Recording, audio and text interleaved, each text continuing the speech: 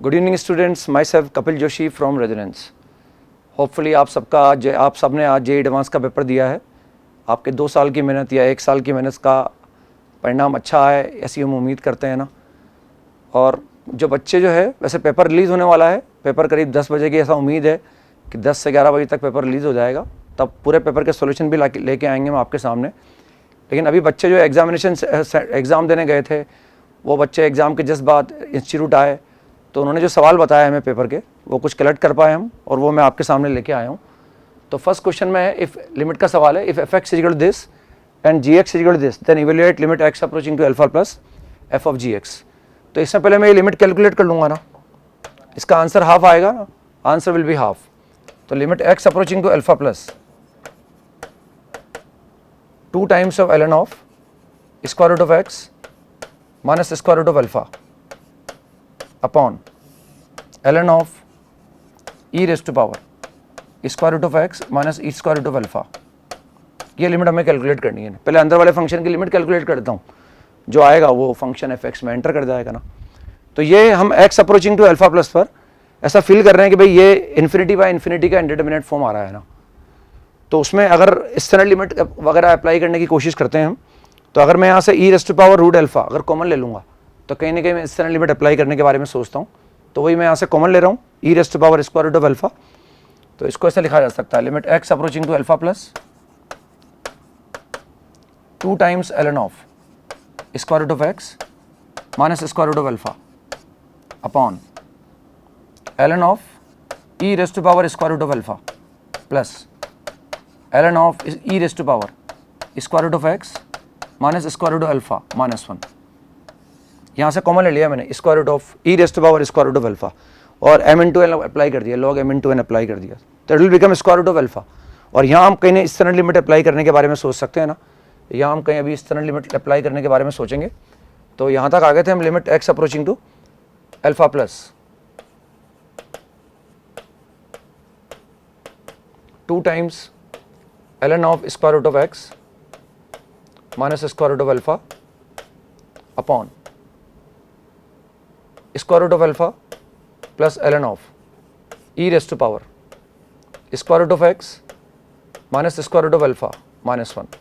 तो standard limit apply करने के लिए मैंने इससे डिवाइड कर दिया इसको ना, square root of x minus square root of alpha से डिवाइड कर रहा हूँ, तो मल्टीप्लाई भी करूँगा ना। ये मल्टीप्लाई कर दिया मैंने square root of x minus square root of alpha से।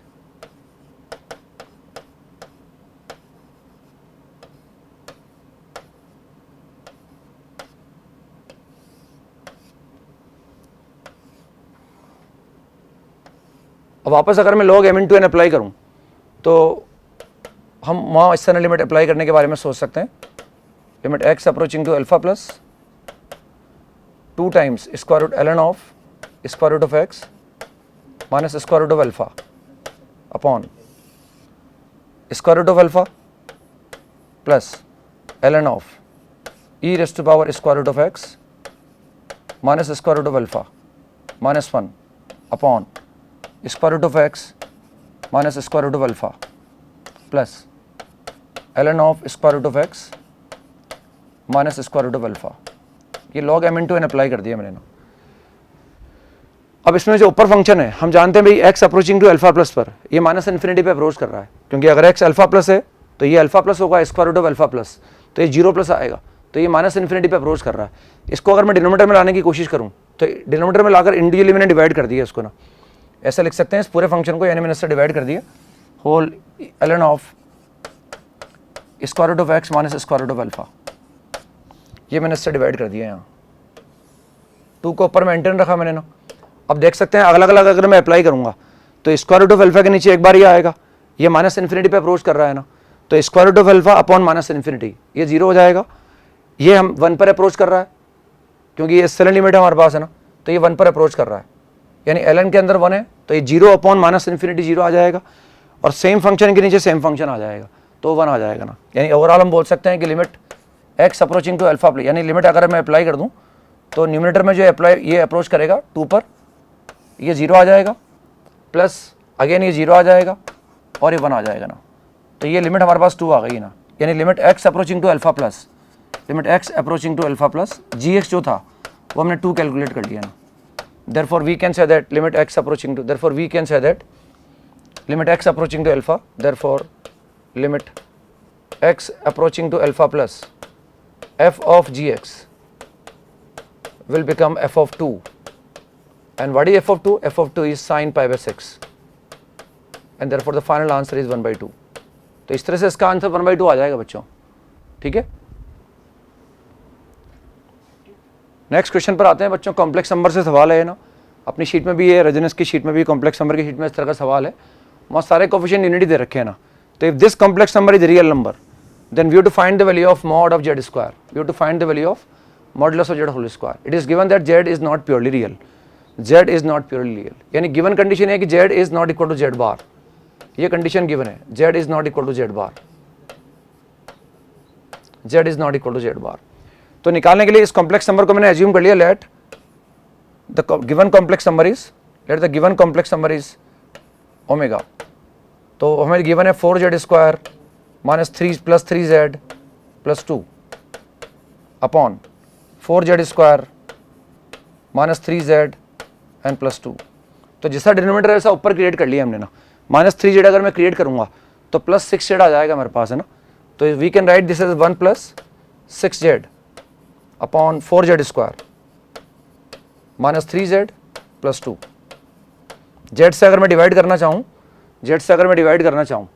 तो 1 plus 6 upon we get 4z minus 3 plus 2/z, ये ऐसा आ जाएगा ना। अब for this complex number to be real, क्योंकि हमें दिया हुआ है, दिवे ये रियल नंबर है ना। तो for this complex number to be real, this denominator must be a real number, this denominator must be a real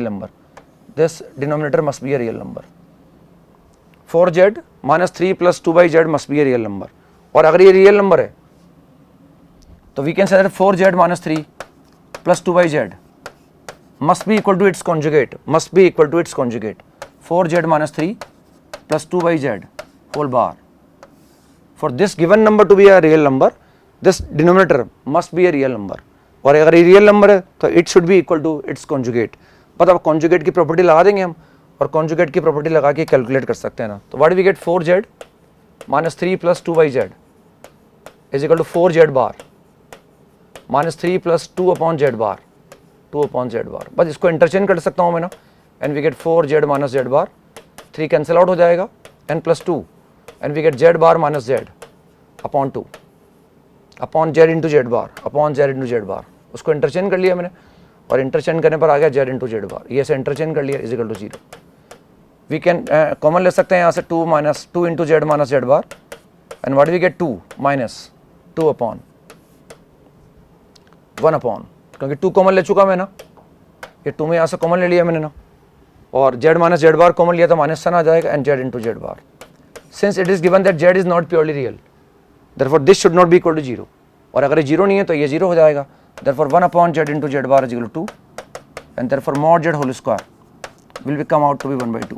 तो इसका आंसर भी 1/2 आएगा बच्चों ना, इसका आंसर भी 1/2 आ जाएगा। नेक्स्ट क्वेश्चन पर आते हैं बच्चों ना, ये कोऑर्डिनेट ज्योमेट्री से रिलेटेड है। ट्राइंगल एबीसी दिया हुआ है, एक राइट एंगल ट्राइंगल है, राइट एंगल एट ए पर राइट एंगल बना हुआ है, ए बी का लेंथ दिया हुआ है, एसी का लेंथ दिया हुआ है, और दे रखा है if a circle is formed which touches the side A B and A C and also touches the circumcircle of triangle ABC, then we have to calculate the radius of that circle which we formed. तो calculate करने के लिए सवाल आसान सा है मेरे हिसाब से ना, एक राइट एंगल ट्राइंगल बना लेते हैं हम, ताकि डायग्राम अच्छा बनेगा। उसके लिए मैंने पहले सर्कल को ड्रॉ कर लिया ना, ये पहले एक सर्कल ड्रॉ कर लिया, ट्राइंगल एबीसी का मैंने सर्कम सर्कल ड्रॉ कर लिया। ट्राइंगल एबीसी राइट एंगल है हमारे पास है ना, A B is equal to 1 दिया हुआ है, A B is equal to 1 and A C is equal to 3, A B is equal to 1 and C is equal to 3। ये राइट एंगल ट्राइंगल एबीसी मैंने ड्रॉ कर दिया, this is A B C, this triangle is A B C. यहाँ पर ए assume कर लिया मैंने, this vertex is a, ये बी है और ए सी है ना। साइड लेंथ दी हुई है हमें, this length is 3 unit and this length is 1 unit. Triangle ABC right angle triangle है, therefore its hypotenuse will be BC. और अगर मैं हाइपोटेनस को कैलकुलेट करता हूँ तो that will come out to be 1 + 9, that will come out to be square root of 10।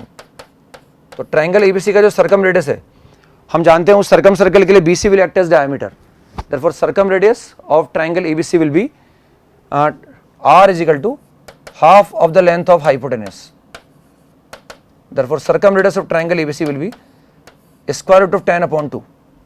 अब हमें एक सर्कल फॉर्म करना है जो ट्रायंगल ABC की साइड AB को टच कर रहा है, BC को टच कर रहा है, and also touches the circumcircle of triangle ABC।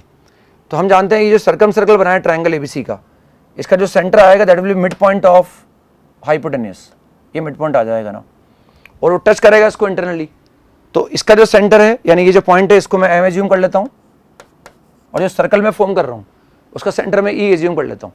तो दोनों के सेंटर और जो पॉइंट ऑफ कॉन्टेक्ट है वो कोलिनियर होंगे ना, तो सर्कल फॉर्म करने की कोशिश कर सकता हूँ मैं, एक है ना,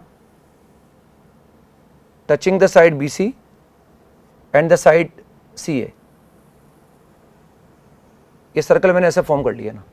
तो ये जो पॉइंट ऑफ कॉन्टेक्ट हमारे पास है, ये जो पॉइंट ऑफ कॉन्टेक्ट है, ये पॉइंट ऑफ कॉन्टेक्ट, ये जो ग्रीन सर्कल है, जो रिक्वायर्ड सर्कल जिसका रेडियस मुझे निकालना है उसका सेंटर, और ट्रायंगल एबीसी का जो सर्कम सर्कल है, इन तीनों के सेंटर सेम लाइन पर होंगे ना, कोलिनियर होंगे ना।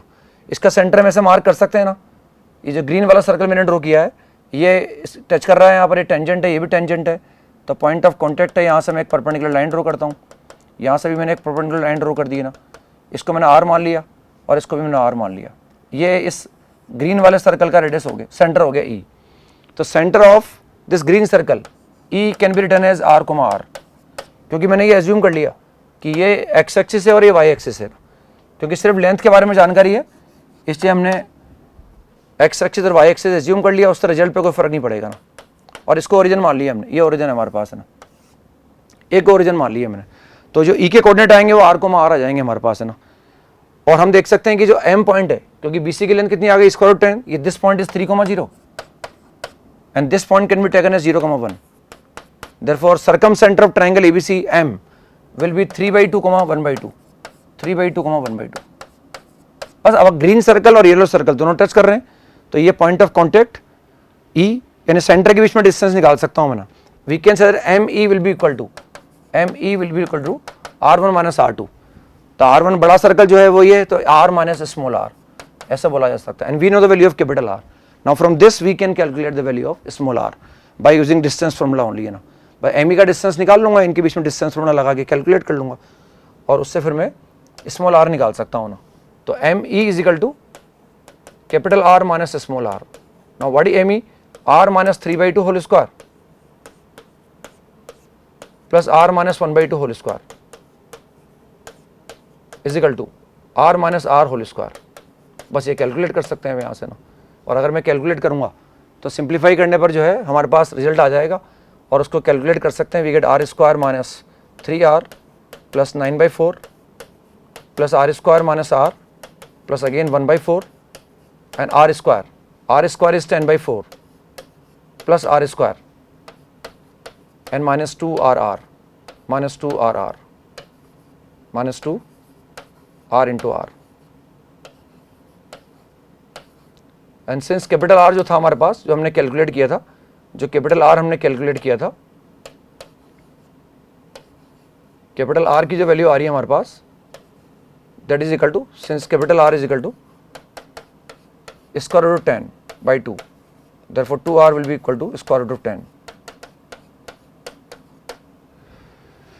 पर इसको कैलकुलेट कर लो आप, कैलकुलेट करने पर R की दो वैल्यू आ जाती है ना, सिंप्लीफाई कर सकते हैं इसको बच्चों ना। R स्क्वायर से R स्क्वायर कैंसिल हो जाएगा ना, R में क्वाड्रेटिक नहीं बनेगा, और ये 10/4 से 10/4 कैंसिल हो जाएगा।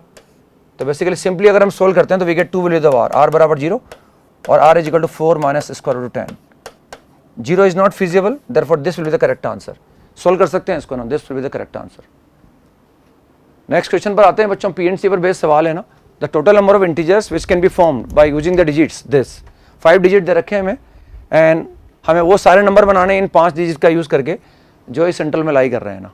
यानी 2022, 2022, 2022 will be acceptable and 4482 will also be acceptable।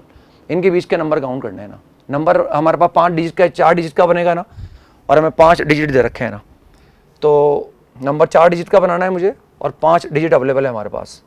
तो पहले क्या करते हैं, हम टोटल काउंट कर लेते हैं ना, कि वो टोटल नंबर काउंट कर लेते हैं जो 2 से स्टार्ट होंगे या 3 से स्टार्ट होंगे या 4 से स्टार्ट होंगे, क्योंकि यहाँ जो भी नंबर आ रहा है वो 2022 है और 4482 है ना। तो सबसे पहले मैं टोटल नंबर काउंट कर लेता हूँ। 5 डिजिट अवेलेबल है, मुझे नंबर बनाने हैं 4 डिजिट के, तो मैं यहाँ 234 को फिक्स कर देता हूँ ना, 234 ऑल पॉसिबल नंबर बना लेता हूँ ना। और अगर मैं 234 से स्टार्ट करूँगा तो कुछ नंबर इससे छोटे बन सकते हैं ना 2022 से, और कुछ नंबर इससे बड़े बन सकते हैं, तो बाद में उनको मैं माइनस कर दूंगा ना। यानी इसको फिल करने के मैं 3 तरीके मान रहा हूँ ना, इसको फिल करने के 3 तरीके। अब हम ऑल पॉसिबल नंबर बना रहे हैं जो इसके अंदर आएंगे ना, तो हमारे पास 6 डिजिट अवेलेबल है, तो इसको फिल करने के 6 तरीके हो गए, इसको फिल करने के 6 तरीके, इसको फिल करने के 6 तरीके, तो वो ऑल पॉसिबल नंबर बन गए जो 234 से स्टार्ट हो सकते हैं ना। और अगर मैं कैलकुलेट करूंगा तो दिस इज 3 × 216, और अगर मैं कैलकुलेट करता हूं उसको 648 आ रहा है हमारे पास, दिस इज 648। अब इसमें से मुझे कुछ नंबर माइनस करने पड़ेंगे जो इस इंटरवल में नहीं आ रहे हैं, जो इससे बड़े होंगे और इससे छोटे होंगे। तो पहले इससे छोटे वाले देखते हैं ना, तो इससे छोटे वाले जो नंबर अगर बन सकते हैं हमारे पास, तो एक तो मैंने 2 को फिक्स कर दिया और एक 00 फिक्स कर दिया ना। अब अगर 200 है तो जो भी नंबर बनेगा वो इससे छोटा बनेगा 2022 से, तो इसको फिल करने के जो हमारे पास 6 वेज हो गए, 6 वेज। तो 6 नंबर ये बन गए जो हमें माइनस करने। एक वो नंबर बन सकता है 2022 से छोटा, जिसमें यहाँ 2 है, यहाँ 0 है और यहाँ 2 है ना, तो एक नंबर ये वाला बन सकता है ना। और इसको जो है अगर हम फिल कर दें, एक नंबर ये वाला बन सकता है ना, 2020 वाला 2020, तो ये एक नंबर ऐसा बन जाएगा ना। तो ये सारे 7 नंबर जो हैं ये वो हैं जो इनमें काउंट हो रहे हैं, लेकिन 2022 से छोटे हैं ना, तो वो मुझे माइनस करने पड़ेंगे। 7 नंबर तो ये माइनस करने पड़ेंगे। और अगर हम ध्यान से देखें तो अब मैं वो नंबर माइनस करता हूं जो 4482 से बड़े हैं, जो 4482 से बड़े हैं ना। तो 4482 से जो बड़े नंबर आएंगे उनको मुझे माइनस करना पड़ेगा। तो उसके लिए मैंने यहाँ 4 को फिक्स कर दिया ना। अब अगर मैं 4 को फिक्स कर रहा हूं तो 4 को फिक्स करने के बाद अगर यहां पर हमारे पास इसको फिल, जो नंबर बड़े बन सकते हैं ना, अगर मैंने यहाँ 4 को फिक्स कर दिया फर्स्ट प्लेस पे, तो जो नंबर बड़े बन सकते हैं वो बनेंगे 6 और 7 का यूज करने से जो आ रहा है। अगर यहाँ 6 आ रहा है या 7 आ रहा है तो इसको फिल करेंगे 2 तरीके मान लिए ना। जब यहाँ 4 है और यहाँ 6 या 7 में से कोई आया हो ना, तो इसको फिल करने के 2 प्लेसेस हो गए ना। इसके बाद यहाँ हम कुछ भी फिल कर दें 6 × 6, तो टोटल 72 नंबर ये बन गए ना। तो इन टोटल में से मुझे 72 + 7 79 नंबर माइनस करने पड़ेंगे, तब जाके हम वो नंबर बना पाएंगे जो इस इंटरवल में लाई कर रहे हैं ना। Therefore answer will be 648 minus 79, and that will be equal to 569. So this will be the final answer I think, you know.